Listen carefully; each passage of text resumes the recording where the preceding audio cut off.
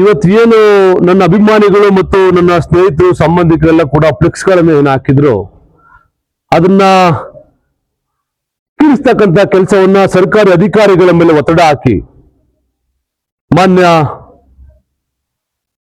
ಶಾಸಕರು ಮಾಡಿದ್ದಾರೆ ಅಂತೇಳಿ ನಾನು ಅಧಿಕಾರಿಗಳನ್ನ ಕೇಳಿದೆ, ಯಾಕೆ ಹೇಳ್ತಾ ಇದ್ದೀರಪ್ಪ ಅಂತ ಕೇಳಿದೆ. ಅವ್ರು ಶಾಸಕರು ಹೇಳಿದ್ದಾರೆ ಅಂದ್ರು. ಶಾಸಕರು ಹೇಳಿದ್ದಾರೆ ಅಂತ ಹೆಂಗ್ ಗೊತ್ತಾಗ ರೈಟಿಂಗ್ ಅಲ್ಲಿ ತಗೊಳ್ರಪ್ಪ ಅಂತ ಹೇಳಿದೆ. ರೈಟಿಂಗ್ ಅಲ್ಲಿ ಏನಿದ್ರೆ ಕೊಡಿ ನನಗೆ ಅಂತ. ಅದಕ್ಕೆ ಅವರು ಕೇಳಿದ ಮೇಲೆ ಒಂದು ಲೆಟರ್ನ ಬರೆದು ನನ್ನ ಫೋಟೋ ಹಾಕಿದ್ರಿಂದ ನನ್ನ ಫ್ಲೆಕ್ಸ್ ಅನ್ನ ಕೀಳ್ಬೇಕು ಅಂತ ಹೇಳಿದ್ದಾರೆ ಅಂತ ಹೇಳಿ ಅಂತ.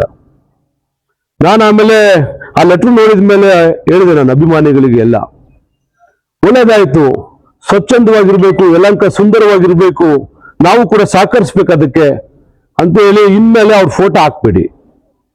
ಅವರೇ ಬೇಡ ಅಂತ ಹೇಳಿದ್ಮೇಲೆ ಮೊನ್ನೆ ಕೇಳಿದಕ್ಕೋಸ್ಕರವಾಗಿ ಪ್ರೋಟೋಕಾಲ್ ನನ್ನ ಫೋಟೋ ಹಾಕ್ಬೇಕು ಅಂತ ಹೇಳಿದಾಗ ನಿಮಗೂ ಕೂಡ ಗೊತ್ತಿದೆ, ಕ್ಲಿಪ್ಪಿಂಗ್ ಇದೆ, ಅವರೇ ಮಾತಾಡಿ ಹೇಳಿರ್ತಕ್ಕಂಥದ್ದು ನನ್ನ ಫೋಟೋ ಹಾಕ್ತಾ ಇಲ್ಲ, ಕೆಲವು ಕಡೆ ನನ್ನ ಫೋಟೋ ಹಾಕ್ಬೇಕು ಅಂತ. ನಾನು ಕಂಪಲ್ಸರಿ ಅವ್ರ ಫೋಟೋ ಹಾಕಿ ಅಂತ ಹೇಳಿದ್ದೆ ನಾನು. ಇವಾಗ ಅವ್ರು ಬೇಡ ಅಂತ ಹೇಳಿರೋದ್ರಿಂದ ನಮ್ಗೆ ಇನ್ನೂ ಅನೇಕ ನಮ್ಮ ಲೀಡರ್ಗಳು, ನಮ್ಗೆ ಐಕಾನ್ ನರೇಂದ್ರ ಮೋದಿಜಿಯವರು ಇದ್ದಾರೆ, ಇಂದಿನ ನಮ್ಮ ರಾಜ್ಯದಲ್ಲಿ ನಮ್ಗೆ ಅಧ್ಯಕ್ಷ ಅಂತ ವಿಜೇಂದ್ರ ಅವರು ಇದ್ದಾರೆ, ವಿಜೇಂದ್ರ ಜಿ ಅವರು ಇದ್ದಾರೆ, ಆಪೋಸಿಷನ್ ಪಾರ್ಟಿ ಲೀಡರ್ ಆದಂತ ನಮ್ಗೆ ಅಶೋಕ್ ಅವರು ಇದ್ದಾರೆ, ನಮಗೆ ಜನಪ್ರಿಯವಾಗಿ ಕೆಲಸವನ್ನು ಮಾಡಿದಂತವರು ನಮ್ಮ ಲೋಕಸಭಾ ಸದಸ್ಯ ಅಂತ ಡಾಕ್ಟರ್ ಕೆ ಸುಧಾಕರ್ ಅವರು ಇದ್ದಾರೆ, ಮಾಜಿ ಮುಖ್ಯಮಂತ್ರಿ ಸದಾನಂದ ಗೌಡರು ಇದ್ದಾರೆ, ಇನ್ನು ಅನೇಕ ಜನ, ಆಮೇಲೆ ನಾನ್ ಸೋಮಣ್ಣ ಇದ್ದಾರೆ, ಮೇಲ್ಮನೆ ಆಪೋಸಿಷನ್ ಪಾರ್ಟಿ ನಾನ್ ಸೋಮಣ್ಣರು ಇದ್ದಾರೆ. ಈಗ ಅನೇಕ ಜನ ನಮ್ಗೆ ಲೀಡರ್ಗಳು ಇದ್ದಾರೆ. ಪಾಪ ಅವ್ರು ಬೇಡ ಅಂದ್ರೆ ಯಾಕೆ ಇನ್ನೂ ಯಾರು ಬೇಕು ಅವರೆಲ್ಲ ಹಾಕ್ರಪ್ಪ ಅಂತೇಳಿ ಹೇಳಿದೀವಿ.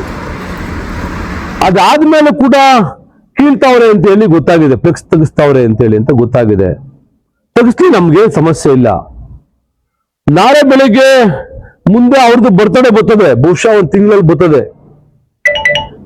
ಯಾರ್ದು? ನಾವು ಸಾಸಿವೆ ಕಾಳು ಕಾವ್ಯಗಳು ಕಾರ್ಯಕರ್ತರು ಲೀಡರ್ಗಳು, ಅವರು ರಾಷ್ಟ್ರೀಯ ಮಟ್ಟದಲ್ಲಿ ಅಂತಾರಾಷ್ಟ್ರೀಯ ಮಟ್ಟದಲ್ಲಿ ಖ್ಯಾತಿಯನ್ನ ಗಳಿಸಿರ್ತಕ್ಕಂಥವ್ರು, ಹೆಸರನ್ನ ಮಾಡಿರ್ತಕ್ಕಂಥವ್ರು. ಅವ್ರದ್ದು ಬರ್ತಡೇ ಬರ್ತದಲ್ಲಪ್ಪ, ಅವಾಗ ಯಾವ ಫ್ಲೆಕ್ಸ್ ಕಟ್ಸ್ಬಾರ್ದಲ್ಲ. ಅಧಿಕಾರಿಗಳಿಗೆ ಕಾನೂನು ನನಗೂ ಒಂದೇ, ಬೇರೆಯವ್ರಿಗೂ ಒಂದೇ, ಎಲ್ಲರಿಗೂ ಕೂಡ ಒಂದೇ ಇರ್ಬೇಕಲ್ಲ. ಅವ್ರದ್ದು ಕೂಡ ಪಾಲನೆ ಮಾಡಿ ಅಂತಕ್ಕಂಥ ಮನವಿಯನ್ನು ಮಾಡ್ಕೊಂತ ಅಧಿಕಾರಿಗಳಿಗೆ. ಎರಡನೇದು, ಹೈವೇಲಿ, ಸ್ಟೇಟ್ ಹೈವೇಲಿ KRDCL ಅವರು ಲೆಟರ್ ಕೊಟ್ಟಿದ್ದಾರೆ, ನಾವು ಯಾವುದೇ ಪರ್ಮಿಷನ್ ಇಲ್ಲದೆ ಅಕ್ರಮವಾಗಿ ಹೋಲ್ಡಿಂಗ್ಸ್ ನ ಹಾಕಿದ್ದಾರೆ ಮಧ್ಯ ರೋಡಲ್ಲಿ ಅಂತ. ಮಧ್ಯ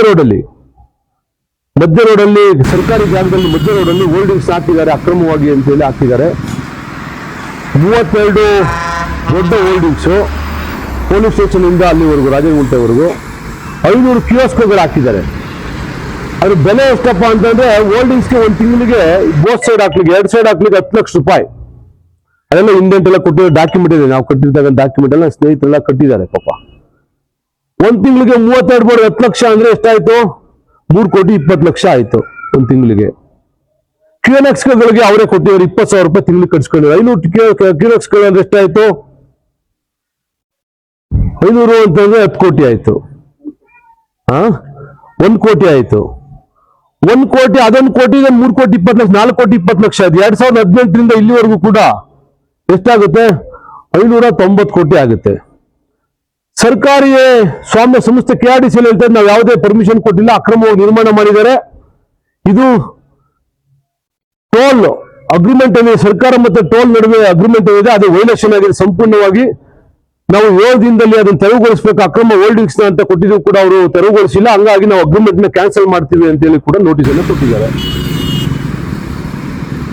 ಇಷ್ಟೆಲ್ಲ ನೋಟಿಸ್ ಕೊಟ್ಟರು ಹಿಂದೆ ಯಾರಿದಾರಪ್ಪ? ಸ್ವಚ್ಛಂದವಾಗಿರ್ಬೇಕು. ಸತೀಶ್ ಬೋರ್ಡ್ ಬೇಡ ಕಿತ್ತಾಕ್ಸಿ, ನೀವು ಸತೀಶ್ ಬರ್ತಡೇ ಫ್ಲೆಕ್ಸ್ ಕಟ್ಟೋರೆ ಬೇಡ ಕಿತ್ತಾಕ್ಸಿ. ಸರ್ಕಾರಕ್ಕೆ 590 ಕೋಟಿ ವಂಚನೆ ಮಾಡ್ತಾವ್ರಲ್ಲ, ಇದರಿಂದ ಯಾರವ್ರೆ? ತಿರುಮಲ ಯಾರ್ದು? ಅವಿನಾಶಿ ಯಾರ್ದು? ಅವಿನಾಶಿಯಲ್ಲಿ ಪಾರ್ಟ್ನರ್ಶಿಪ್ ಯಾರ್ದದೆ ಹೇಳ್ಬೇಕಲ್ಲ, ತೆಗಿಸ್ಬೇಕಲ್ಲ, ಸುಂದರವಾಗಿಡಕ್ಕೆ ತೋರಿಸ್ಬೇಕಲ್ಲ, ಶಕ್ತಿ ಪ್ರದರ್ಶನ ಮಾಡ್ಬೇಕಲ್ಲ. ಮುಂದಿನ ದಿನಗಳಲ್ಲೂ ಕೂಡ ಇದ್ರ ಬಗ್ಗೆ ಕೂಡ ದಾಖಲೆಗಳ ಸಮೇತ ಹೋರಾಟವನ್ನು ಮಾಡ್ತೀವಿ, ಒಂದು ಪ್ರೆಸ್ ಮೀಟ್ ಕರಿತೀವಿ, ಎಲ್ಲ ದಾಖಲೆಗಳ ಸಮೇತ ತೋರಿಸ್ತೀವಿ. ನಮ್ಗೆ ಯಾವ್ದಾರ ತೆಗೆದಿರ್ತಕ್ಕಂಥದ್ದು ಯಾರ್ದು ಹಂಗಾರೆ ಪಾರ್ಟಿ ಅಂದ್ರೆ ಯಾರು ಅವ್ರು ಹೇಳಿದವ್ರು ಓಟ್ ಹಾಕ್ದವ್ರು ಮಾತ್ರ ಪಾರ್ಟಿನಾ?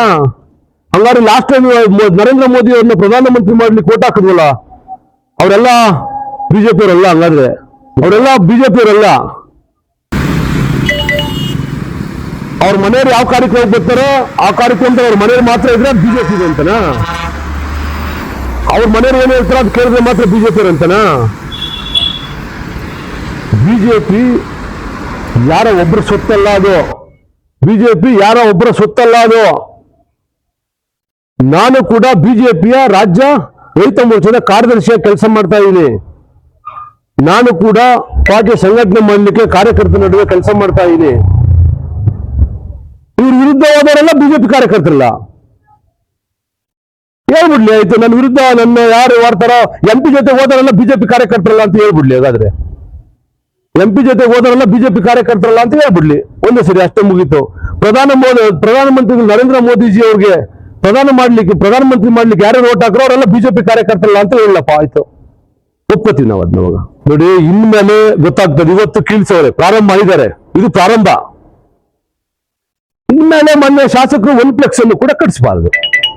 ಈ ಸ್ಥಿತಿ ಏನಿಲ್ಲ ರೀ. ನನಗೇನು ಪಾಪ ಅಧಿಕಾರಿಗಳು ಪಾಪ ಅವ್ರು ನಿಜವಾದ ಕಾನೂನನ್ನ ಎಕ್ಸಿಕ್ಯೂಟ್ ಮಾಡಿದ್ದಾರೆ. ಇಷ್ಟು ದಿವಸದಿಂದ ಯಾರು ತೆಗಿಬೇಡಿ ಅಂತ ಹೇಳ್ತಾ ಇದ್ರು ಅಂತಕ್ಕಂಥದ್ದು ಗೊತ್ತಿದೆ. ಇನ್ಮೇಲೆ ಅವ್ರು ಏನ್ ಕಾನೂನು ಇದೆಯಾ ಪಾಲನೆ ಮಾಡಲಿ. ನಂದ್ರಾಗ ಏನ್ ಕಾನೂನು ಪಾಲನೆ ಮಾಡಿದ್ದಾರೆ ಹಂಗೇನೆ ಎಲ್ಲರಿಗೂ ಕಾನೂನು ಪಾಲನೆ ಮಾಡಬೇಕು. 3 ಬೊಂಬೆಗಳಿರ್ತಾವಲ್ಲ, ಆ ಫ್ಲೆಕ್ಸ್ ಬಿಡಬಾರ್ದು. 3 ಬೊಂಬೆಗಳಿರ್ತಾವಲ್ಲಪ್ಪ, ಅವು ತಿಂಗಳಂಗಟ್ಲೆ ಇರ್ತವೆ ಫ್ಲೆಕ್ಸ್. ಆ ಫ್ಲೆಕ್ಸ್ ಅವೇ ಬಿಡಬೇಕು. ಇಲ್ಲ, ತೆಗೆದೇ ಇಲ್ಲ. ಅವನ್ನೂ ಕೂಡ ತೆಗಿಬೇಕು ಇನ್ಮೇಲೆ ಅಂತ ಹೇಳ್ತಕ್ಕಂಥದ್ದು ನಾನು ಅಧಿಕಾರಿಗಳಿಗೆ. ಕಾರ್ಯಕರ್ತರಿಗೆ ಕಾಮನ್ ಮ್ಯಾನ್ ಏನ್ ನ್ಯಾಯ ಇರ್ತದೋ ಜನಪ್ರತಿನಿಧಿಗೂ ನ್ಯಾಯ ಇರ್ತದ? ಕಾನೂನು ಬದಲಾಗ್ತದ? ಯಾವುದೇ ಜನಪ್ರತಿನಿಧಿಗಾರರು ಒಂದೇ ಕಾನೂನು, ಸಾಮಾನ್ಯ ಇರತಕ್ಕಂಥವ್ರಿಗೂ ಒಂದೇ ಕಾನೂನು. ಸಾಮಾನ್ಯ ಯಾರು ಕಾರ್ಯಕರ್ತ ಆಗ್ಲಿ, ಸಾಮಾನ್ಯ ಜನ ಯಾರು ಇರ್ತಾರೆ ಅವ್ರಿಗೂ ಕೂಡ ಒಂದೇ ಕಾನೂನು. ಅದನ್ನ ಅಧಿಕಾರಿಗಳು ಪಾಲನೆ ಮಾಡಬೇಕು. ನಮ್ಮ ಶಾಸಕರು ಕೂಡ ಪ್ರಶ್ನೆಯನ್ನ ಸಂಸತ್ತಲ್ಲಿ ಮಾತಾಡಿದ್ರು, ಯಾವುದೇ ಕಾನೂನು ಕೂಡ ಫ್ಲೆಕ್ಸ್ ಕಟ್ಟಬಾರ್ದು, ಆದ್ಮೇಲೆ ಕಾನೂನು ಹಾಕ್ಬೇಕು, ಫ್ಲೆಕ್ಸ್ ಇದಾಕ್ಬೇಕು ಅಂತೇಳಿ ಅಂತ. ಮುಂದಿನ ದಿನಗಳ ಬರ್ತಡೇ ಇದೆ. ಬಹುಶಃ ನಾನು ಅನ್ಕೊಂಡಿದ್ದೀನಿ ಶಾಸಕರು ನುಡಿದಂತೆ ನಡೀತಕ್ಕಂಥ ಶಾಸಕರು ಯಾರಾದ್ರೂ ರಾಜ್ಯದಲ್ಲಿ ಇದ್ರೆ ಅದು ಮಾನ್ಯ ಯಲಹಂಕ ಶಾಸಕ ಅಂತ ವಿಶ್ವನಾಥ್ ಅವರು. ಅವ್ರ ಬರ್ತಡೇ 1 ಫ್ಲೆಕ್ಸ್ ಕೂಡ ಕಟ್ಟೋದಿಲ್ಲ ಅನ್ಕೊಂಡಿದ್ದೀನಿ ನಾನು. 1 ಫ್ಲೆಕ್ಸ್ ಕೂಡ ಕಟ್ಟಿಸೋದಿಲ್ಲ ಅವರು. ವಿಶ್ವಭಾರತಿ 24 ಚಾನಲ್ನ ಸಬ್ಸ್ಕ್ರೈಬ್ ಮಾಡ್ಕೊಳ್ಳಿ, ಸಬ್ಸ್ಕ್ರೈಬ್ ಮಾಡ್ಕೊಳ್ಳಿ. ನಮ್ಮ ವಿಡಿಯೋ ಕಂಟೆಂಟ್ ಇಷ್ಟ ಆದರೆ ಲೈಕ್ ಮಾಡಿ, ಶೇರ್ ಮಾಡಿ, ಕಮೆಂಟ್ ಮಾಡಿ.